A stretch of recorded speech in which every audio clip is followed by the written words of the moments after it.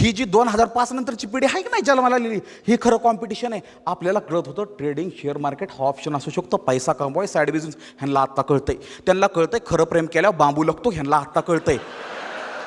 ह्यांना आत्ता कळतंय जॉबवर जमत नाही, साईड असेल पाहिजे. ह्यांना आत्ता कळतंय. आपल्याला 10 वर्षानं कळलं की 10 वर्ष आधी ह्यांना कळतंय. आणि आपण म्हणतोय खालच्या गल्लीतल्या पप्प्यानं पल्सर घेतली ना, आता मी बघ काय घेतो. आपले हे पप्पे हे आहेत आपले कॉम्पिटिशन. आपल्या गल्लीतला पप्प्या नाही. पुरुषाला मैत्री कराय वयोमर्यादा लागत नाही. खोटं वाटत असेल ही टर्फला जाऊन बघा, मॅरेथॉनवाली बघा, सायकलवाली बघा, ट्रेकिंगवाली बघा. ह्यांचं ग्रुपच वेगळं. एक 16वाला, एक 60वाला, एक 44वाला. सगळ्यांचं दुःख एकच, मला कोण समजून घेत नाही, माझं मला माहिती आहे. मी खरं सांगू, इथं बसलेल्या प्रत्येक पुरुषाचं आयुष्यात एकदा तरी स्वप्न असं होतं की मी खुफिया एजंट व्हावं, किंवा माझ्या शाळेचा बॉम्बस्फोट व्हावा, जाळ लावा, त्यातनं माझ्या क्रशला मी बाहेर असं घेऊ नाही का, असं लगेच वाचवली बरं का, ठिणगी पण पडली नाही. वर बघायचं, लक्ष ठेव म्हणायचं. देवाची आठवण काढली पाहिजे, कारण देवानं आपली आठवण काढली तर मग अवघड होते. आमच्या भैयानं कळलं, बास आई बोलली बास, कोणाचं ॲप्रिसिएशन नको आपल्याला. आणि मी नंतर मामींना म्हणलं, मामी अहो घरात नाही 1 रुपया पण कसा काय गेला नाही. म्हणली सगळं नेलं, जिथं कोथिंबिरीची पिशवी असते त्यात पैसे ठेवलेलं चोरांनी सगळं नेलं. सगळ्या गोष्टी म्हणजे ते बुरटे होते, बुरटे चोर आमच्याकडे टर्म आहे की घावल ती नेतं, पीठ सगळं नेतं. मग ती आता विचार करा, 1.5 तास चोरीचं सामान हुडकून काय नाही बोललं, पीठ तर नेलंच ना गडी भाकरी खायला. आणि त्यांना म्हणलं कसं बघा काय लिहिलं नाही, कसं तुम्ही चालक आहे. म्हणलं मी चालक नाही, भगवंताची कृपा आहे, मी देवाची प्रार्थना करते, त्याला माहिती आहे मी कष्टाने किती कमावले. चोर हितनं गेलाय पण त्याला घावलं नाही. तुम्ही कुठल्याही देवाला माना, आई बापाला देव माना, कुठल्याही धर्माचा असा, हाय म्हणून आपण हाय. मी दर शोला म्हणतो, देव हाय म्हणून आपण हाय. वर बघायचं, लक्ष ठेव म्हणायचं. देवाची आठवण काढली पाहिजे, कारण देवानं आपली आठवण काढली तर मग अवघड होते. असंच एकदा शॉट झाला. आमचे अण्णा, माझ्या पप्पांचे पप्पा आणि मम्मीचे वडील, आज ते दोघं इथं नाही आहेत. मला मी सांगू, माझ्या आयुष्यातले सगळ्यात निरागस पुरुष जर मी कोण 2 बघितले असतील तर पप्पा आणि अण्णा होते. मम्मीचे पप्पा आणि पप्पाचे पप्पा. त्यांना छक्के पंजे कळतच नव्हते, कुणाच्या आद्यामध्यात नव्हतं, राजकारणात नाही काय नाही. आयुष्यभर शेती केली, कष्ट केले, म्हातारपणी स्वतःच्या पोरांवर जीव लावला, नातवंडावर जीव लावला, बास. आणि ते दोघं होते आणि बहुतेक आमच्या घरी काहीतरी कार्यक्रम होता आणि चोर आलं. नवीन गोष्ट, 2001ची 2ची बहुतेक गोष्ट. आणि बेल होती चिमणीची, माहिती आहे, चिव चिव चिव चिव चिव चिव. आता ही आउटडेटेड झालं, पण होती बेल तशी. मी आयुष्यात पहिल्यांदा असं चोर बघितल्यात जी बेल वाजवून येतात. हरामखोरांनी बटन दाबू दाबू बेल जाळली हो. आणि त्यातनं बाहेरनं दान दान दान एक जण हे करतोय, वाजवतोय. हां, आमचं अण्णा साधा बोळं झोपत होतं. दार उघडायला जाणार तेवढ्यात पप्पा उठलं. अण्णा काय करताव? काय नाही सुरेश, बहुतेक तुझ्याकडे गिरायक आला असेल.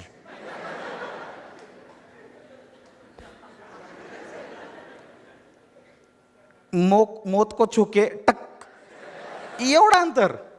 मग आम्ही वरती गेलो, गच्चूनं बघितलं तर 6-7 गडी RMD खाऊन अंगाला तेल लावून बरमुड्या होती. आमचा काकावरनं म्हणतोय, हरामखोरांनो खाली आलो ना, सांगितलं नाही म्हणचाल. 5 घाबरली. एक म्हणतोय ये की, मग त्यातलं एक आवाज काढायला लागले पक्षाभिक्षाचा. मी मम्मीला म्हणतोय बहुतेक सावरखेडवाली आली.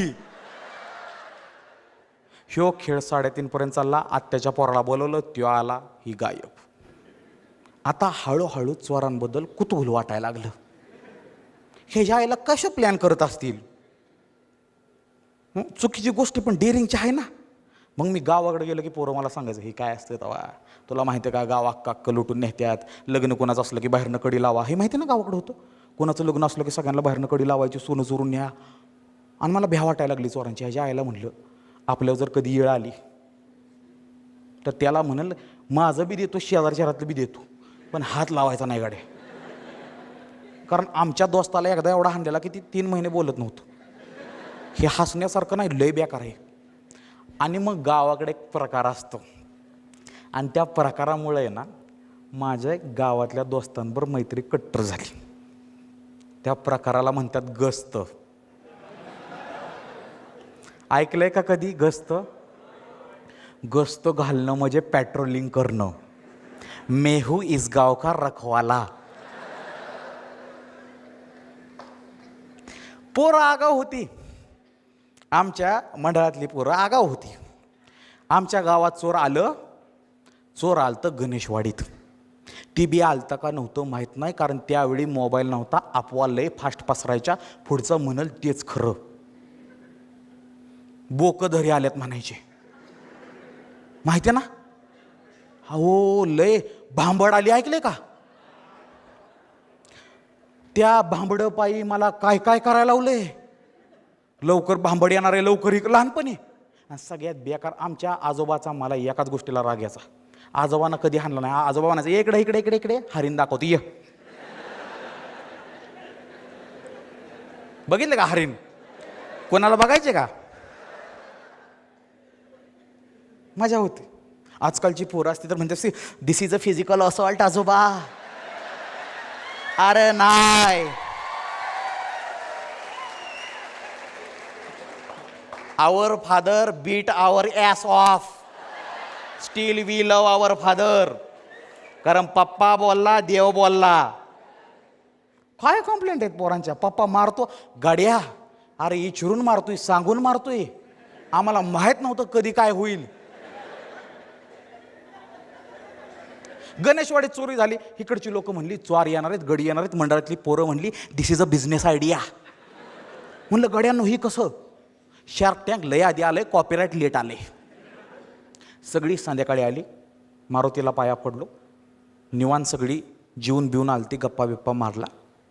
त्यात आमच्या सुरजा म्हणून एक पोरग होतं, आमच्याच भावकीतला. म्हणला हो का, गावात गस्त घालायची म्हणल्यावर गस्त काय फुकट घालायची नसती.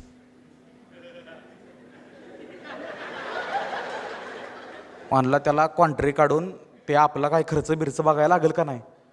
मी निरागस होतो, थोडा शहरात वाढलेलो. मी म्हणलो पण आपल्याच घराची आपण रक्षा करण्यासाठी कशाला पैसे मागायच्यात. मला म्हणलं एक केळ्या जा. गावातली पोरं डेंजर असते तर निघ म्हणतात, चल तुला नाही ना यायचं, नको येऊ. मग काय म्हणले, आपण एक काम करू, प्रत्येकाला घरटी 500-500 रुपये काढायला एका महिन्याचं. आणि घरटीन 500 रुपये तावाची लय मोठी गोष्ट. ही गडी रोज कोंबड्याच्या पार्ट्या, रोज मसाले धूत टाकतंय, जायफळ. घरी काय खायला मिळाना बेदानं मुठमुठ घेतंय. आणि ह्यांची गस्त कशी होती माहिती आहे का? ग्रामपंचायतीनं ना गावात एक घंट्याचं बटन बसवलं माहिती आहे ना. ती बेल दाखवायची, ती घंटा वाजणार आणि सगळ्यांना कळणार चोर आल्यात. ती काम करतंय का नाही बघाय मी 2 वेळा दाबलेली.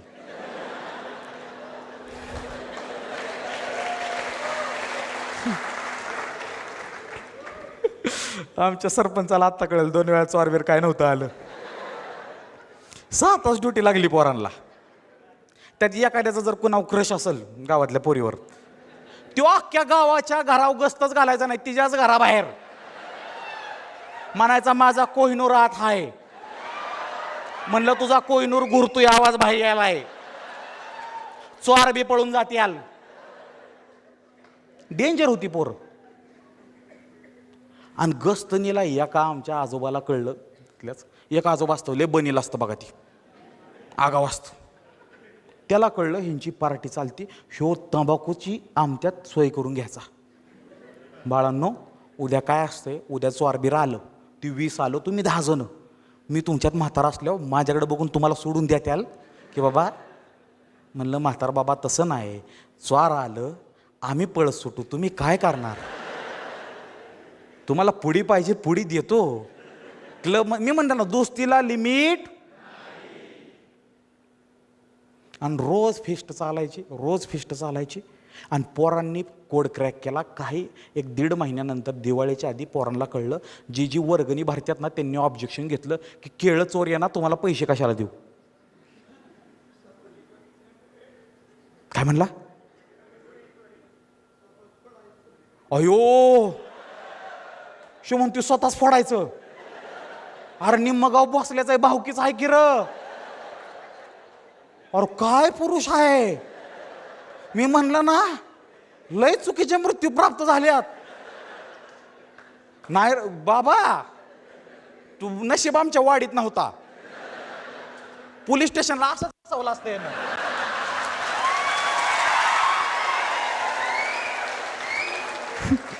आयडिया वाईट नाही गाड्या. ह्यात काय करू शकतो इम्प्रुव्हमेंट तुला सांगतो.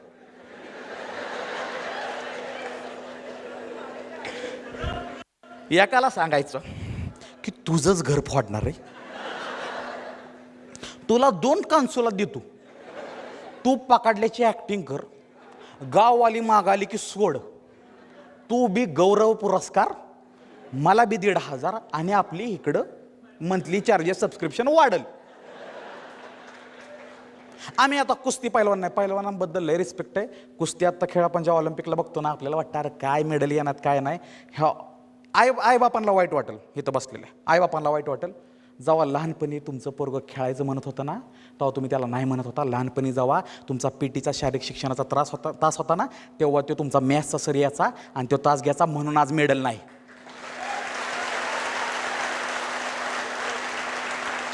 लहानपणी आम्हाला खेळून दिलं नाही आणि आता म्हणताय बघ बघ बघ.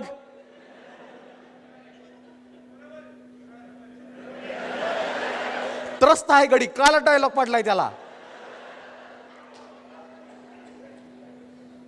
झाली म्हणजे गस्तीची स्टोरी. आणि मग पोरं काय म्हणले, हो का आपण काय करू, ऊस आहे, ऊसाकडे जर आपण अशा लाईट्या मारल्या तर असं भासवून द्यायचं की आत कोण तर आहे आणि बळणच आत घुसायचं आणि बाहेर याचं म्हणायचं ताणली बरं का, ताणली लई ताणली आज. हे 2 वेळा केलं, 500चं 700 गेलं. लहान होतो, पाप केलंय, उघडपणे सांगतो, पाप मान्य करायला दम लागतो. ठीक आहे, करतोय आपण, केलंय तर केलंय. आणि एका लिमिट नंतर मला कळलं ह्याच्या यायला काय मजा येणार, की जे जर रिलेशनशिप आहे तो तिच्या घराच्या बाहेर बसतोय, मसाले दूधवाली वेगळी आहेत, चिकनवाली वेगळी आहेत. बाय गॉड्स ग्रेस तेव्हा पबजी नव्हती, नाहीतर गस्तच झाली नसती. इकडे हा enemies in the head chicken, अरे झालं. आणि एक रात्री रेडिओवर मॅच लागायची, माहिती तुम्हाला. मग रेडिओवर मॅच गाणी लागायची आणि एक रात्री कुठल्या तर बाहेर आपली सिरीज चालू होती आणि ती मॅच रात्रीची होती. आणि मला पहिल्यांदा कळलं की, म्हणजे आयुष्यात पहिल्यांदा, अज्ञान असताना लहानपणी, की आपल्याकडे दिवस आहे तेव्हा दुसऱ्या देशात रात्र. ही मला पहिल्यांदा कळलं. ही 1.5 तास मला समजून सांगते आमच्यातलेच एक जण असतंय असं म्हणून. आणि मग ती रेडिओ मॅच लावलेली ना, खाट असते माहिती आहे ना मोठी, त्याला आपलं ती दोरी बांधतात आज बाज, तर ते 2 ठेवलेल्या. आम्ही असं पडलोय, थांबा थोडंसं जरा फील, असं पडलोय मी, कॅमेरा काढला. मी मटेरियल नाही म्हणायचं आपल्याला. गडी निवांत, गडी 4 डारडोर पडल्यात, गोरायला लागल्यात. माझीही झोप लागली. होतं कधी कधी, कारण मी सांगतो, मी रोज प्रामाणिकपणे गस्त केली. का केली ती बी सांगतो, कारण झोपलं तर कोण तर हाणून जाईल. भीतीपोटी का होईना, पण मी गस्त प्रामाणिकपणे केली. आणि 4:30 वाजता हौसाबाई बाहेर आली. मुडदा बशिवला तुमचा काय उपयोग नाही, काडी लावली, किरडी बसावली तुमची. हायलं म्हणलं, हौसाबाई आम्हाला का बोलायला लागल्या. आम्ही इथं बाजन खाट टाकून गस्त घालतोय आणि आमच्याच मागचं घर फोडलं.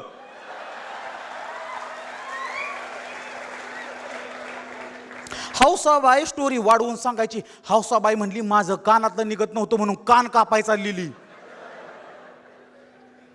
सूर्या म्हणते, मग हौसाबाई दिला का नाही कान. हौसाबाई म्हणते, ही काय हाय मग. त्या दिवसापासून गावात आमची क्रेडिबिलिटी,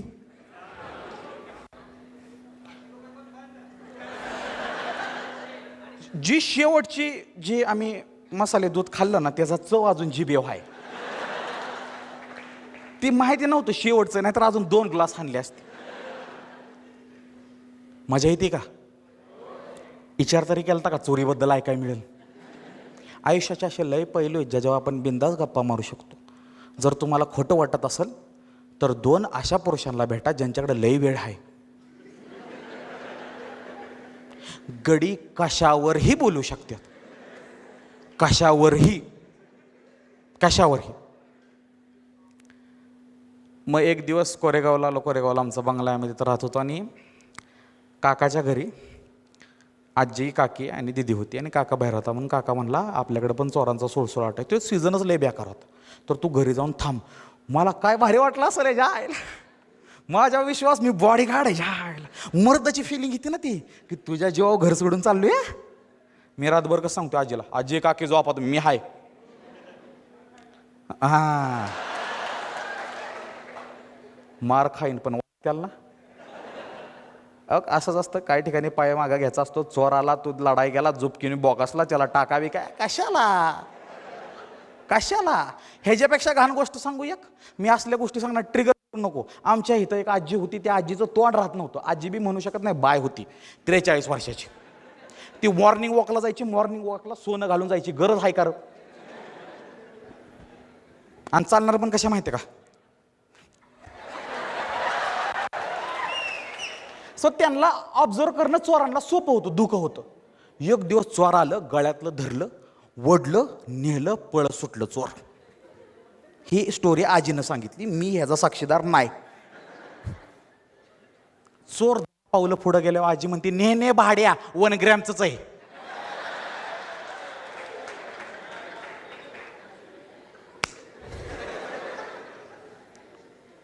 आजीला आयसीयू मध्ये जायला लागलं. हाणली आजीला.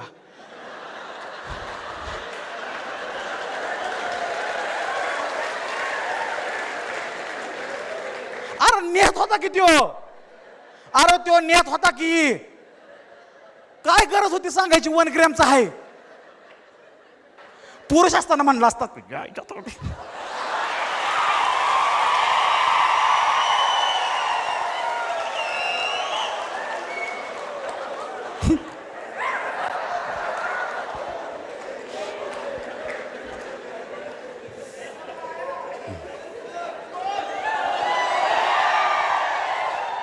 किती कॉमन आहेत ना गोष्टी. ऍक्शन सकाट. नाही.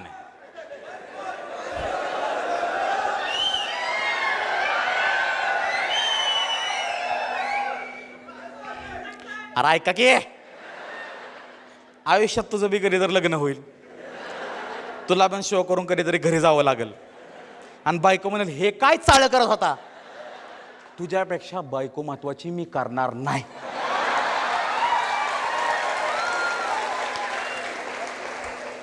बाळा अरे उद्या पोरं बाळा होणार असलं, पापा ऍक्टिंग करत होता बघून काय होईल? मी लय लांबचा विचार करतो गाड्या हो. म्हणून ओव्हर थिंकर डेंजर आहे. मी ओव्हर थिंकिंग करणाऱ्याला तुम्ही हरवूच शकत नाही. ओव्हर थिंकिंग जो करतो त्याला तुम्ही हरवूच शकत नाही, कारण तुम्ही त्याच्यावर जेवढ्या गेमा टाकणार असता त्याच्या डबल त्याने इमॅजिन केलं असतात. माझ्यावर गेम्या झाल्यात, मी त्याच्यातनं बाहेर पडलोय, तू काय बी करतो म्हणतो. किंवा मी सगळे इमॅजिन करून बसलेलो. ह्याच्यापेक्षा वाईट आजीचा किस्सा झाला भीती. बाया चालाय जायच्या बंद झाल्या. आता काकीच्या इथं होतो आणि तिकडं चोर यायचं. आणि त्या चोरांचा पॅटर्न काय होता की उसातून किंवा रानातून पळत यायचे आणि रस्त्यावर वगैरे गाडी अडवायचे. माहिती ना, रस्त्यावर वगैरे गाडी अडवायचे, मारायचे, पैसे घ्यायचे आणि जायचे. आणि करेक्ट सरस्वती विद्यालयाच्या पुढंच त्या कॉलनीत तिथं होतं. आणि तिथं खूप घनदाट आधी म्हणजे असं बाहेर जंगलसारखं होतं बाबळाचं, आणि शेती होती. आणि तिथंच काकाचं घर होतं आमच्या. तर एक दिवस पोरं काय म्हणली, काय नसते सावऱ्या, निवांत बसू आपण, काय प्रॉब्लेम नाही. आम्ही 7 वाजेपर्यंत बसलो, वडापाव खात होतो. शाळेतनं राऊंड मारून आलतो आणि तिथल्या वडापावल्या काकू भांडी धुत होत्या. आणि भांडी धुता एक जण बाहेर आला आणि त्यांच्या गळ्यातलं ओढलं गेला. किती घाण आहे बघा. हिथं ऊस संपतो, हिथं त्या भांडी धुत होत्या. पोरं म्हणली, पळा पळा पळा, ह्याचं डोकंच फोडायचं आज. अयो, जी ॲड्रेलिन रश आली मला, झोपकीने असं आत गेलो. एक 10 फुटावर गेलो, मला कळलं मी एकटाच आत आलोय.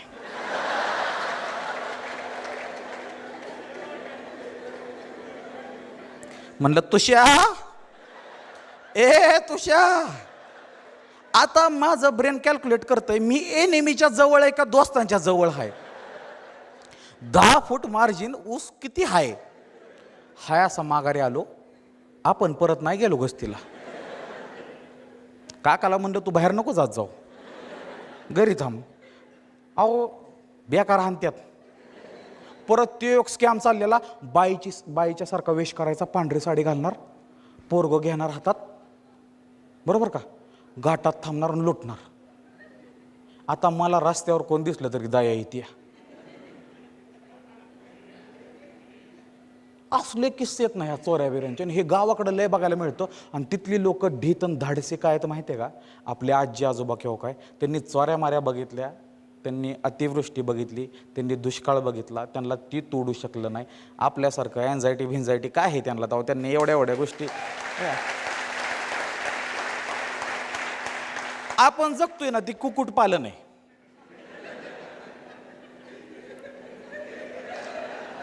काय आहे, एसी शिवाय चालणार, बॉयलरची कोंबडी लगीच. सो हे जसे लक्झरी आल्या आयुष्यात तशा या गोष्टी होत राहिल्या. मजा येते का रे? शाबास. शाळेत असताना पण असं दोस्त होता, आणि गावाकडे गेल्यावर सूर्य अजून म्हणतो तुला आठवते का ते जायफळ काय लागायला लागला, आपण एकदा गस्त घालू की आपण असं असतं. अजून पण त्याचं तो गस्तीवनं पुढे गेलाच. आणि मला वर्गात आहे ना अशा लय पोरांचा राग याचा. बरं बाबा होमवर्क सांगितलाय आणि तो होमवर्क केलाय, म्हणजे सगळ्यांनीच केलाय असं आहे का रे? आणि तुला विचारलंय का तुझा झालाय का? तर तू कशाला काशी करतो? शेवटी उठतो म्हणतो की होमवर्क सांगितलेला मॅडम. आणि त्या पोरांमुळे एक लक्षात घ्या, मराठी शाळा, सेमी इंग्लिश शाळा, इंग्लिश मिडियम कुठलीही शाळा असो, त्या शाळेतल्या पोरांनी, निम्म्या पोरांनी मार खाता खाता वाचलंय कसं माहिती का त्यांनी? जसं मॅडम वह्या चेक करायला लागल्या तसं उभा राहून त्यांनी ग्रहपाठ हाणलाय.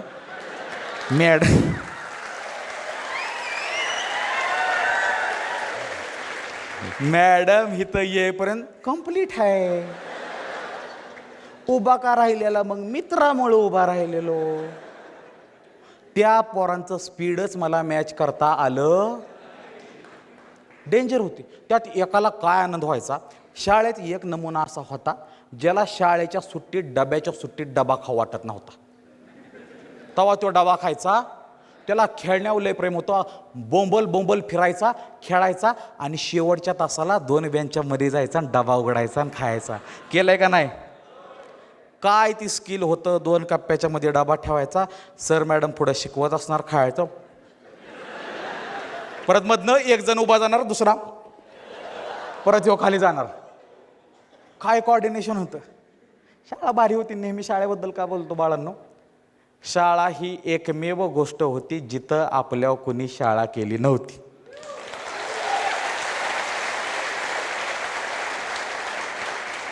ठीक आहे, म्हणून शाळेबद्दल बोलतो. लय लगाव आहे आपल्याला शाळेबद्दल. मी शाळेला प्रपोज केलं, मला ब्रँड ॲम्बेसिडर करा तुम्ही, प्रत्येक स्पेशलमध्ये सांगतोय म्हणून तुमचं. शाळेतला पहिला संगणक लय भारी होता. किती लोक 2000च्या किंवा 1998च्या आधीच्या जन्मलेले हात वर करावे. हा, हात खाली घ्या. संगणक ऐकून कसं वाटलं रे? संगणकाचा तास म्हणलं ना की एवढी मजा यायची.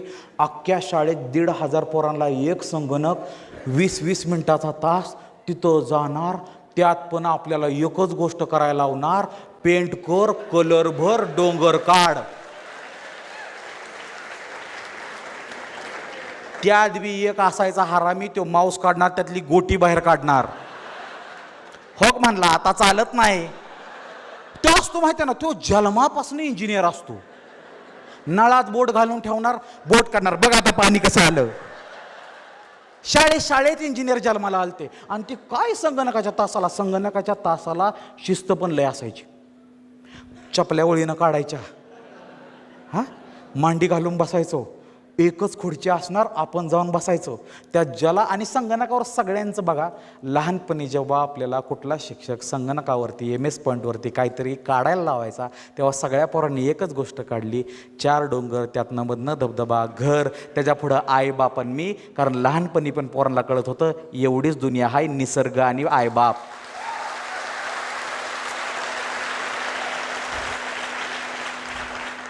एवढीच दुनिया आहे. आणि मग नंतर आम्हाला सांगितलं की काय म्हणतात, शट डाऊन कसा करायचा, टर्न ऑन कसा करायचा.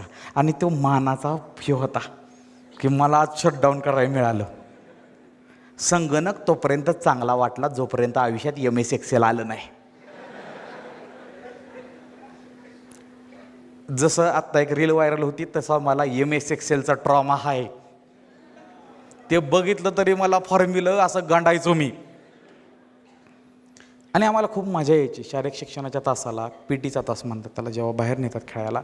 त्या गोष्टींमध्ये मजा काय यायची, कारण की आपल्या शाळेचं जे ग्राउंड आहे, आपल्या शाळेचं जे मैदान आहे की नाही, त्या मैदानावर आपली वेगळीच काहीतर म्हणजे लगाव आहे. जेव्हा रोहित शर्मा मॅच जिंकला आणि तेव्हा तिनं तिथली सॉईल, ती माती चाकली ना, तेव्हा मला वाटलं याला ज्या दिवशी शाळा सोडली त्या दिवशी आपण हेच करायला पाहिजे होतं. आणि आता वाईट कुठल्या गोष्टीचं वाटतं, आपण जेव्हा आता शाळेत माघारी जातो ना, शाळा जरा बदलली, कौलं गेली, पत्र आलं, CCTV हे आलं, घंटा गेली, बेल आली. आता सरांना मे आय कम इन विचारून अपॉइंटमेंट घेऊन आज जायला लागतं. आधी सर हे ना मला लय मारले सर, डायरेक्ट जाऊ शकत होतो. आता भातवाल्याकडे वशेला चालत नाही, अंडी पण द्यायला लागले, ते वेगवेगळं पोषण आहार आहे. आणि काय रील चालली रे मागच्या वेळेस ती भाताची, मी असंच बोलून गेलो. ह्याच्यावरनं तुम्हाला समजतं आहे का, आपण आयुष्यात छोट्या छोट्या गोष्टींवर लळा लावलेला आहे. आपण लय सर्वसामान्य माणसं, लय प्रेमळ माणसं आहे. आपण छोट्या छोट्या गोष्टींवर लळा लावतो. अजूनही जेव्हा मी शाळेचा भात म्हणतो, तुमच्या पुढं जे भात बनवायचे ज्या काकू होत्या, जे काका होते, त्यांचं चित्र डोळ्यापुढं उभं राहतं. आणि आयुष्याच्या ओघामध्ये आपण एवढं पुढे येतो की ही जी लोकं होती, ज्या भेसळीच्या जमान्यामध्ये त्यांनी कमी रिसोर्सेसमध्ये आपल्याला चांगली खिचडी, चांगला भात खायला घातला, ह्याच्याबद्दल आपण कुठं ग्रेटफुल होतो? कधीच नव्हतो. आणि मी आज 28चा 29चा होईल पुढच्या महिन्यात मी. आणि जसं वय वाढते तसं मला कळलं, माझ्याकडं झोपायला चांगलं एक बेड आहे, घर आहे, चालवायला गाडी आहे, खायला अन्न आहे, प्रेम करणारे आईबाप बायको आहे, मित्र आहेत, भाव आहे. ह्याच्यापेक्षा जास्त जे मिळेल ते देवाच्या कृपेनं मिळते. लय हावहाव नको, टेन्शन वाढते. आणि एक लक्षात घ्या, मग एक दोन गोष्टी असतात की शाळेतले मित्र कॉन्टॅक्टमध्ये राहावेत. आणि येणं प्रकारेनं जेव्हा शाळेतले मित्र कॉन्टॅक्टमध्ये असतात, आपण जेव्हा माघारी येतो तेव्हा आपल्याला कळतं अजून काहीच बदललेलं नाही. जो किस्सा आपण 10वीतून 11वीत गेल्यावर, 11वीत भेटल्यावर 10वीबद्दल बोलला, तो आज 10 वर्षांपासून तेवढ्याच ह्यानं बोलतोय. क्रीडा सामने असायचे आणि क्रीडा सामन्यांना लय मज्जा यायची, लय म्हणजे लय मज्जा यायची. कारण की आमची तुकडी खो खोमध्ये चांगली होती. कबड्डी हा माझा गेम नव्हता. पण मला एक कळायचं की राखीवमध्ये राहिलं आणि जर जिंकलो तर सर्टिफिकेट मिळतंय. म्हणून मी म्हणायचो मला राखीवमध्ये तर घ्या की. आणि मी काय केलं, तो जो कबड्डीचा कॅप्टन होता त्याला सांगितलेलं, मी तुला खो खोच्या राखीवमध्ये घेतो, तू मला इकडच्या राखीवमध्ये. पण खो खोवरती कधी वाईट वेळ आलीच नव्हती. कबड्डीवरती आमच्या तुकडीला वाईट वेळ आली.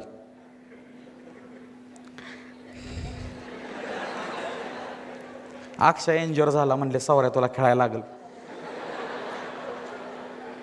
माझा एक मित्र आहे अक्षय म्हणून, आत्ता ऑडियन्समध्ये बसलाय, क तुकडीतली. तो आत्ता पण बघितला आव्या हवे. क तुकडीतली पोरं आहेत ना, आमच्या काकाच्या वयाची असल्यागत होती.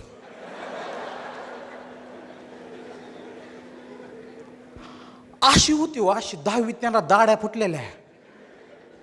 मी म्हटलं अरे अक्षय पण गुलजा खेळतोय की चांगला. अरे नाही पण 7 जण लागतात ना. आणि कबड्डीला कोण आलं का नाही की मी म्हणायचो की ही धरा, साखळी धरा. मी त्याला म्हणायचो जा पुढं पुढं पुढं पुढं पुढं. कोण शिवाय आला की पण मला ही कळाना की ही सुसाईड होतं. कारण शेवटी राहणार कोण?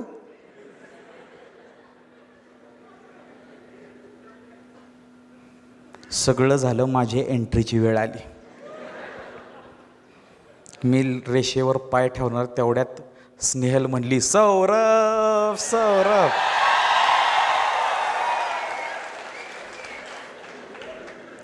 जा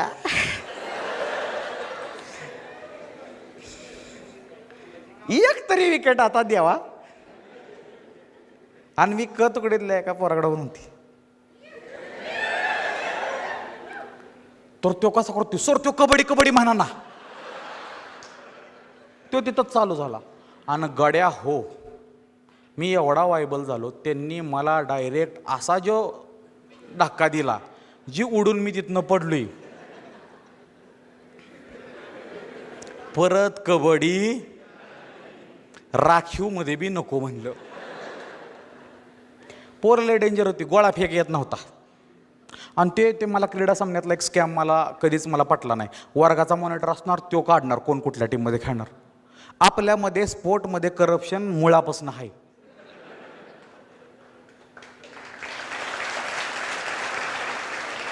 वर्गातला मॉनिटर ठरवतो कोणी कुठं खेळायचं. सर म्हणतो तू एकापेक्षा जास्त गेममध्ये खेळायचं नाही, सगळ्यांना चान्स मिळाला पाहिजे. अहो तसं नाही, स्किल वाईज असतंय हो. सगळ्यांना चान्स द्यायचा म्हणून कुणाला बी कुठं खेळवता का? ज्याला दमा आहे त्याला 100 मीटर पळावता का?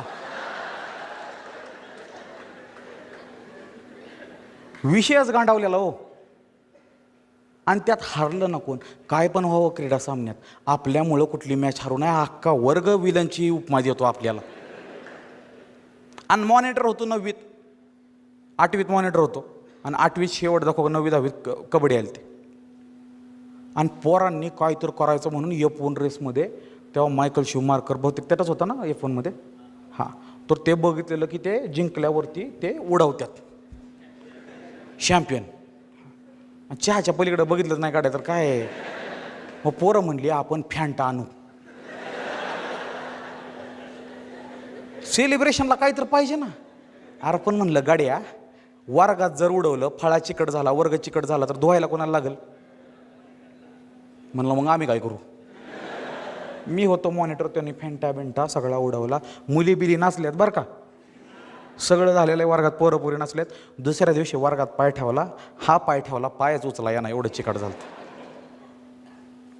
सगळ्या वर्गापुढं मला फळान वर्ग आहे ना, मला राजा धोंगडेला धुवायला लावलेला. त्याच्यानंतर मी ठरवलं, वर्गात जर पोरांनी गटून कुठला निर्णय घेतला तर त्यात सामील व्हायचं नाही. तुम्ही मॉनिटर आहे, तुम्हाला थोडी चुगली करावी लागणार आहे. लय डेंजर, मला असा वागवलेला जावा. आणि मग एक आवडता शिक्षक निर्माण होता आपल्याला शाळेतला, तो आवडता शिक्षक जो आपल्याला अभ्यासाच्या पलीकडे जाऊन पण 4 गोष्टी सांगतो. त्या 4 गोष्टी 10वीच्या आधी कळत नाहीत, 10वी नंतर कळतात. ठीक आहे. बैलगाडा शर्यत आता तुम्ही बघताय, बैलगाडाला खूप फेम मिळलेलं आहे, बैलगाडा खूप चांगला झालेला आहे. आमच्या वेळेचा बैलगाडा सांगतो, आड्डे असायचे मोठे मोठे. आणि अक्षय सुतार, मयुर चव्हाण म्हणून माझं मित्र होतं, आहेत दोघं, चांगल्या लेवल आहेत. आता नाव घेतो डायरेक्ट त्यांची. ती मला म्हणली, सावऱ्या तू कधी आड्ड्यावर गेलाय का? म्हणलं नाही. जायचं का? म्हणलं जाऊ की, रविवारी जायचं का? म्हणलं हे काय पिकनिक हायवे, शाळा बुडवून जायचं. अरे म्हणलं पप्पांना बिप्पांना कळलं तर काय कळतंय. म्हणला मयुर्या, मी, अक्षय सुतार, आम्ही बॅगमध्ये T-शर्ट घेऊन आलोय. ह्या शोला पण बाळ आलंय वे. कुठे आहे, कुठे आहे, कुठे कुठे कुठे बघू.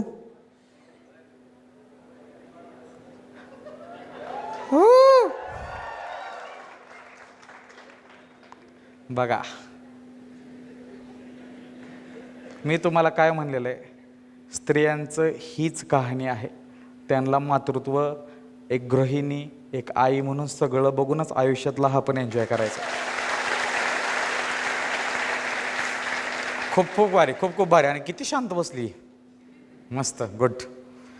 असं दे, लहान बाळं पण एक ठराविक वयापर्यंतच क्यूट वाटतात. त्याच्यानंतर जेव्हा म्हणतात ना मोबाईलमध्ये गेम आहे का, मग जरा मला तिथं असं वाटतं. भारी, खूप भारी. गेलो अड्ड्यावरती आणि मी विसरलो की आमची जी आत्या आहे त्या आत्याची एक वडापावची गाडी वगैरे ती अशी $1 करी म्हणून तिथं अड्ड्यावरच लागते. मी T-शर्ट बिशर्ट बदलून गेलोय आणि मला कळतच नव्हतं बैलगाड्याच्या टर्म काय आहेत. बैल बारांडला, चाकोरी क्रमांक, असलं काय कळत नव्हतं. मी फक्त ही दोघं ओरडायला लागली की मी ओरडायचो, हा यस यस यस यस.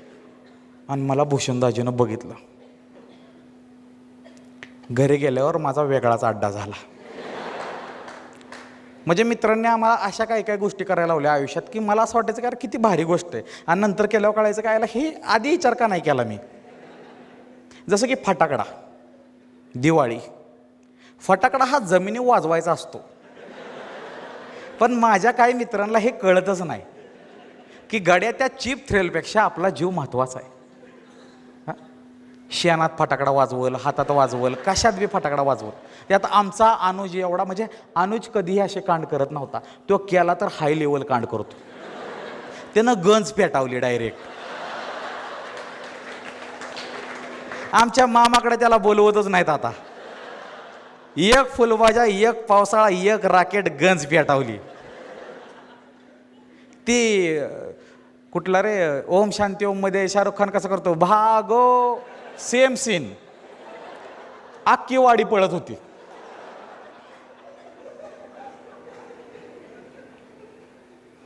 आणि आयुष्यातल्या सगळ्यात जास्त एकाच गोष्टीची मला एक्साइटमेंट राहिलेली, आणि ती अजूनही राहती. जेव्हा कुठंतरी फिरायला जायचं असतं तेव्हा. मला माहीत नाही मी ह्याच कॅटेगरीतला व्यक्ती आहे का काय, मला कधी फिरायला जायचं म्हणलं की आदल्या रात्री झोपच लागत नाही.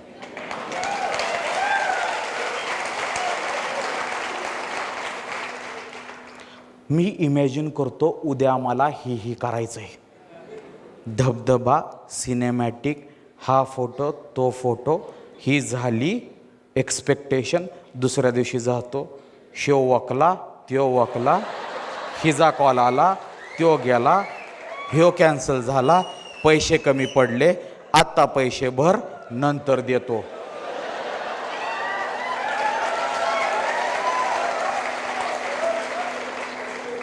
आणि आता गिनतीच ठेवायचं सोडून दिलंय काय मित्रांना. आम्ही जरा शेरो शायरीच्या माध्यमातून बोलायचा प्रयत्न करतो की काही लोकांना आता आम्ही गिनतीतच घ्यायचं सोडून दिलेलं आहे. का? कारण त्या गाबड्याला कधीही ट्रिपच्या प्लॅनमध्ये घेतला तरी तो ऐन टायमीला कॅन्सल होतो. असाच आमचा पण्या खराडी आहे. प्रत्येक ट्रिप आम्ही प्लॅन करतो. जर 15 जणांची ट्रिप असेल आणि प्रणव 16वा असेल तरी आम्ही 15 जणांचंच नियोजन करतो, कारण आम्हाला माहीत असतं तो आदल्या दिवशी कॅन्सल करणार. पण एकदा असं झालं, त्यानं कॅन्सल केलं नाही आणि त्याला एका ट्रिपला एका शीटवर दोघं बसून यायला लागलं. तो म्हणला मी फुल पैसे देऊन माझ्यावर अन्याय का? म्हणलं कारण आत्तापर्यंत तू आम्हाला कोल्या दिला होतास, द्राक्षे आंबट आंबट घे आता. आणि काय लोकांना बरं मित्रांबरोबर फिरायला जाताना आपल्याला मिनत्या का करायला लागल्या पाहिजेत रे? चल की मजा येईल, लय टेन्शन आयुष्यात, भारी वाटेल. अरे हे त्याला कळाय पाहिजे की त्याला का समजून सांगायचे. त्याला समजून का सांगायचे? त्याला वाटतं मला चला म्हणलं पाहिजे. चला साहेब, या साहेब, तुम्ही असल्याशिवाय मजा येत नाही. मग पोरं बी म्हणतात चल तिथं गेल्यावर तुला धावतो मग. आणि तिथं गेल्यावर जी त्याच्यावर टायमिंग लावत्यात. आमच्यात हर्षद म्हणून एक पोरग आहे, काल रात्री माझ्यावर डायलॉग मारतं. ही पोरग मी जाऊ म्हणलं ना की हा पॉईंट मी उद्या सांगतो, माझ्यावर डायलॉग मारते. हे अशी जी पोरं असतात ना की दोघांची भांडणं चाललं असताना ती काय बोलू नागण्यात लावत, ते फक्त असतात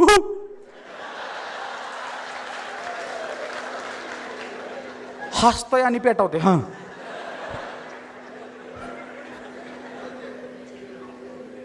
शाळेत 2 ट्रिपांना गेलो, गणपतीपुळे आणि गुहागर. पहिल्यांदा समुद्र बघितलेला ना मी येडा झालतो, येडा. आणि समुद्र लांबून दिसतो माहिती आहे ना, मी एका स्पेशल्समध्ये हा किस्सा सांगितला, जरा डिटेलमध्ये सांगतो.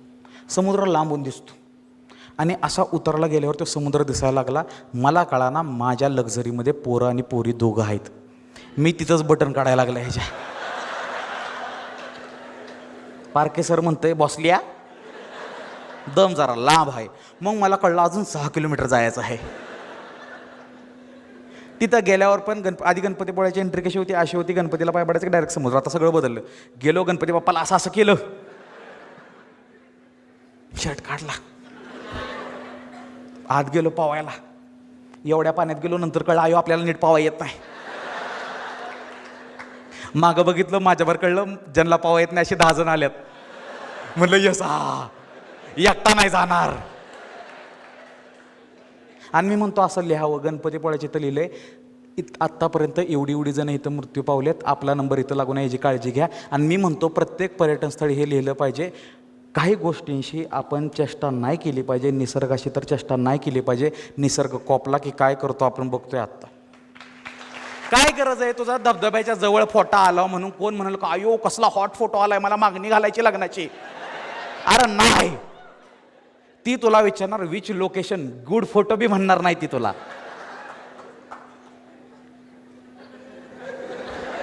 पटलो कसला भाऊला, कसली टाळी होती ती.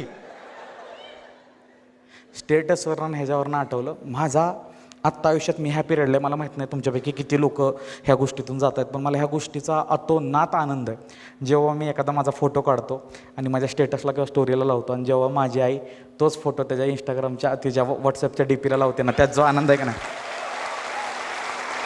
आपल्या आईनं आपला स्टेटस ठेवणं, डीपी ठेवणं, म्हणजे कळतं का त्यांचं जग केवढं आहे. किती भारी असतात ना ह्या गोष्टी, अभिमान असतो, छोट्या छोट्या गोष्टी असतात त्या. ठीक आहे. तर सहलीला गेलो तिथं आणि पोरं म्हणली की आता आम्हाला हे माहीत नव्हतं की समुद्रातून बाहेर आल्यावर आंघोळ करायची असते.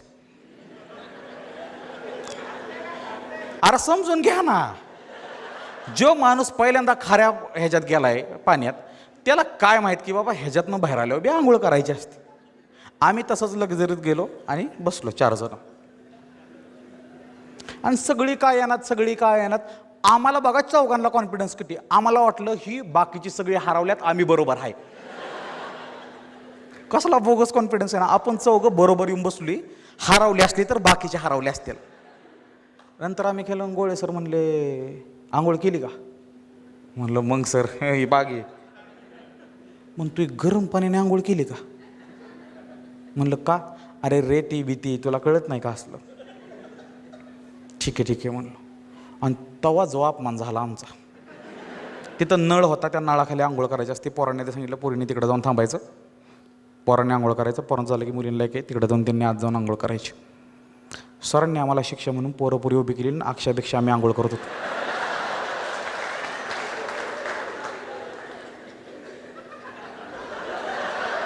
अक्षा आराम करू म्हणतोय, शॅम्पू आहे का बगल का असतो यो.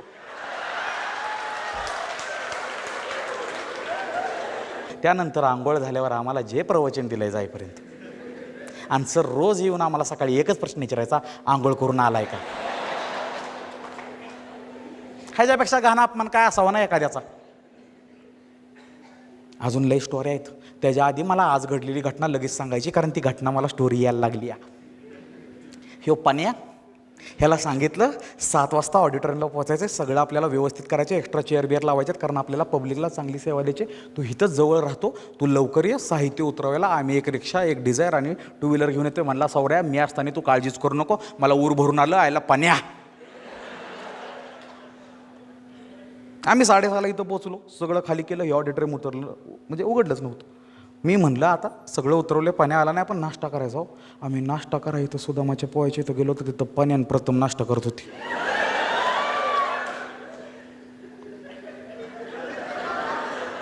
आणि रस्ता क्रॉस करतानाच आहे ना, प्रथमने आम्हाला बघून असं केलं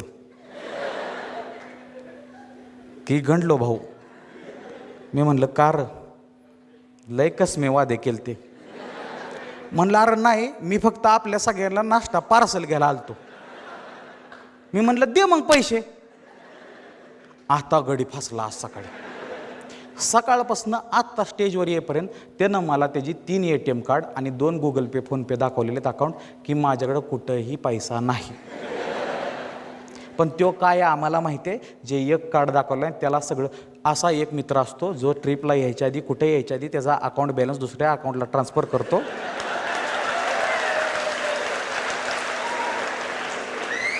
म्हणतो बघ काहीच नाही,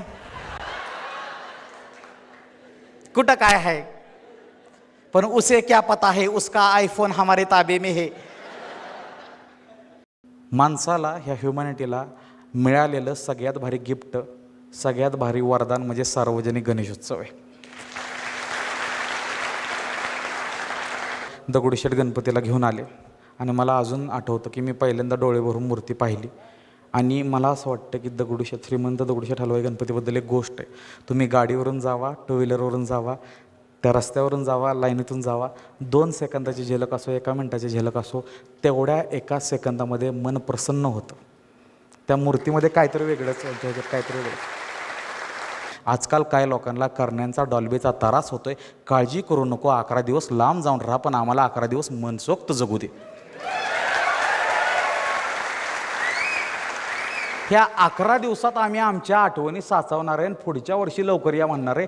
शेवटची आरती करताना बाप्पाची, जेव्हा विसर्जन करताना जी गैवरून येतं ते आम्हाला माहिती आहे. मोठी मोठी पोरं रडतात तर ज्याचं त्याला माहिती आहे आपला बाप्पा जाताना आपल्याला काय वाटतं. आणि एकच अपील करेल, जेव्हा कुठल्या गणपतीला जाईल, मोबाईल आपला वर येऊ दे, पण मोबाईल वर यायच्या आधी मान खाली वाकली पाहिजे, एवढं लक्षात घ्या. फॉरेनर दिसायला छान असतात, आय नो, म्हणजे फेसिंग स्ट्रक्चर वेगळं असतं. गपकी बायको बसली नाही तर इथं हळूच डायलॉग काढाय बघतोय मी, असं तू त्याच्यावर जोर दे. ही ब्रो कोड आहे का ह्यांचा?